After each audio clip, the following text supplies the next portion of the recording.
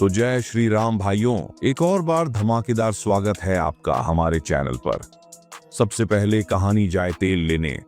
अगर अभी तक आपने वीडियो को लाइक और चैनल को सब्सक्राइब नहीं किया तो पहले वो कर दीजिए, और अगर आप स्टोरी फेसबुक पेज पर देख रहे हो तो पेज को फॉलो कर दीजिए। भाइयों, आज हम आपको एक ऐसी कहानी सुनाने जा रहे हैं जो आपको अगले महाकुंभ की ओर खींच जाएगी।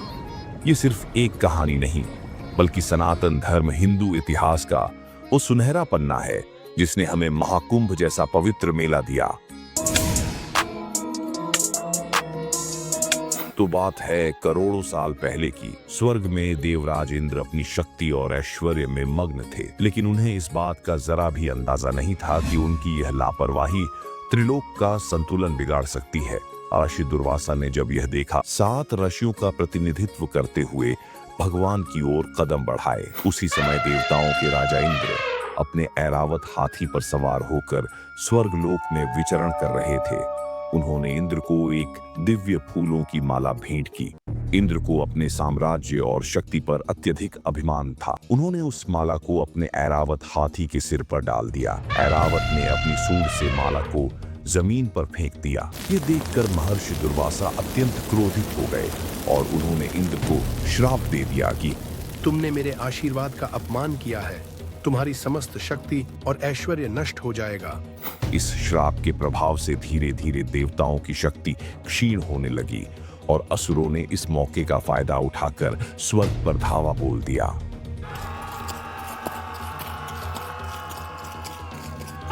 स्वर्ग अब हमारा है। इन देवताओं ने अपनी शक्ति खो दी है। अब यह राज्य असुरों का है। हम सब कोई विकल्प नहीं बचा। स्वर्ग हमारे हाथ से चला गया। हमें मार्गदर्शन की आवश्यकता है। चलो भगवान ब्रह्मा के पास चलते हैं। हार कर सभी देवता भगवान ब्रह्मा के पास पहुंचे, लेकिन उन्होंने भी हाथ खड़े कर दिए। ब्रह्मा जी ने कहा, इस समस्या का हल केवल भगवान विष्णु के पास है। ब्रह्मा ने सलाह सुनकर देवता तुरंत विष्णु के पास गए और उनसे मदद मांगी। भगवान विष्णु ने मुस्कुराते हुए कहा, अगर शक्तियां वापस चाहिए तो समुद्र मंथन करना होगा, जिससे अमृत की प्राप्ति होगी, जिसे पीकर वे पुनः अमर हो सकते हैं। लेकिन समुद्र मंथन में दुश्मनों के साथ मिलकर काम करना था। इस कार्य को सिद्ध करने के लिए इंद्र सीधे असुरराज बलि के पास पहुंचे और कहा, अगर तुम भी अमृत चाहते हो तो हमें साथ मिलकर समुद्र मंथन करना होगा, जिससे अमृत की प्राप्ति होगी, जिसे पीकर वे पुनः अमर हो सकते हैं। बलि कुछ देर सोचते रहे और फिर बोले, ठीक है, लेकिन याद रखना, हमें भी अमृत में बराबर का हिस्सा चाहिए। कोई भी षड्यंत्र या चालाकी नहीं चाहिए। अब समुद्र मंथन की तैयारियां शुरू हुईं। भगवान विष्णु ने कूर्म अवतार लेकर मंदरांचल पर्वत को अपनी पीठ पर टिकाया और वासुकी नाग को रस्सी की तरह इस्तेमाल किया गया। असुरों को विश्वास में रखने के लिए वासुकी नाग का सिर पकड़ने के लिए उन्हें कहा गया और देवताओं ने उसकी पूंछ पकड़ी। समुद्र मंथन से सर्वप्रथम कालकूट विष निकला, जिससे संपूर्ण सृष्टि जलने लगी। इस विष को भगवान शिव ने अपने कंठ में धारण कर लिया, जिससे उनका कंठ नीला पड़ गया और वे नीलकंठ कहलाए। इसके पश्चात कामधेनु गाय, ऐरावत हाथी, कौस्तुभ मणि और फिर प्रकट हुई माता लक्ष्मी, और अंत में धन्वंतरी अमृत कलश लेकर प्रकट हुए। अब असली लड़ाई शुरू हुई।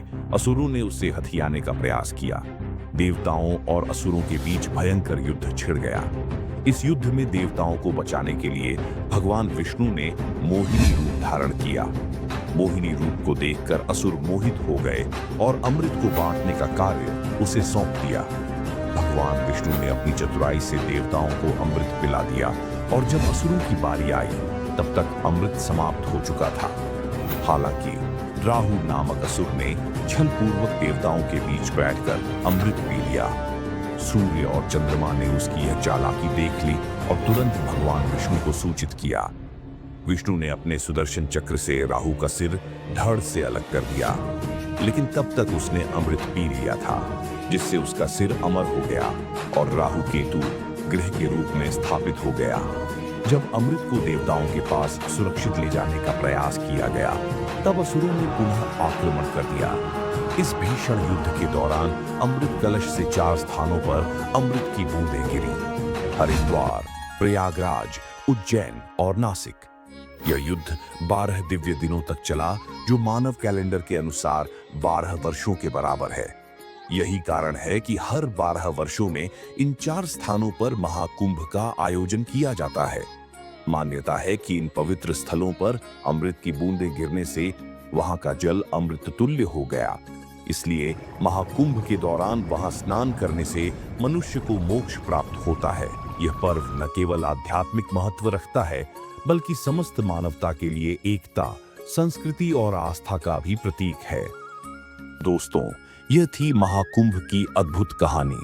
अगर आपको यह स्टोरी देख के थोड़ा भी कुछ नया जानने को या सीखने को मिला, तो स्टोरी को लाइक, शेयर और चैनल को सब्सक्राइब जरूर कर देना।